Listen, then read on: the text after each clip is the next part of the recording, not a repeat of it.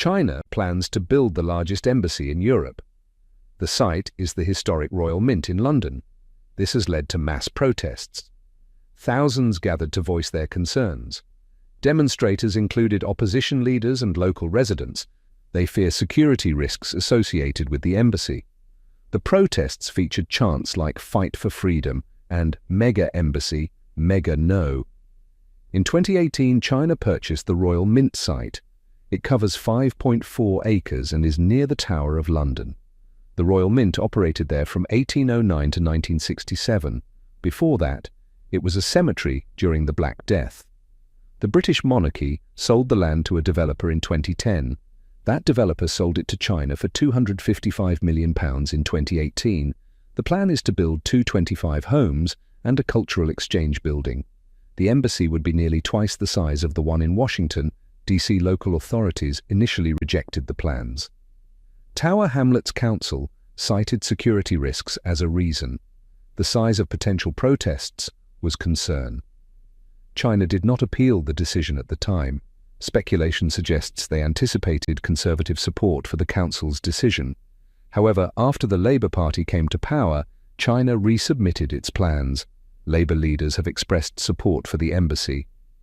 Foreign Secretary David Lammy and Home Secretary Yvette Cooper backed the proposal. They stated that the Metropolitan Police had withdrawn their objections. This withdrawal increases the chances of planning approval. The final decision now rests with Deputy Prime Minister Angela Rayner. A public inquiry will take place from February 11th to 18. Local residents have raised serious concerns. They fear increased surveillance and security threats. One resident expressed worries about being forced out of their home. Another critic, Mark Nygate, described the stress caused by the proposed embassy. He noted that uncertainty affects his mental state and work. Protests escalated on February 8th. Over 1,000 people gathered at the Royal Mint site. Shadow Justice Secretary Robert Jenrick spoke against the embassy. He described the plan as a threat to national security.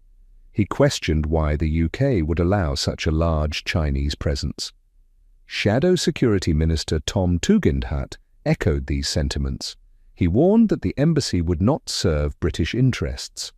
Protesters included various rights groups and Hong Kong residents. They fear the embassy could be used to monitor them. One protester from Hong Kong brought into light experiences of oppression under the Chinese Communist Party. He stated that many leave Hong Kong due to fear of the government. The protests saw some violence, resulting in arrests. Police clashed with demonstrators, leading to 2 arrests. The protests brought into light public dissent against the embassy. China's response to the protests was firm. A spokesperson condemned the actions of anti-China forces. They urged the UK to prevent illegal activities against the embassy project. The Chinese embassy emphasized its role in promoting friendship between the two nations. They believe building the new embassy will help fulfill diplomatic obligations. In this way, the proposed Chinese embassy in London has sparked widespread protests. Concerns about security and surveillance dominate public sentiment. The final decision on the embassy will be made soon, following a public inquiry. The situation reflects a complex relationship between the UK and China, with implications for local residents and national security.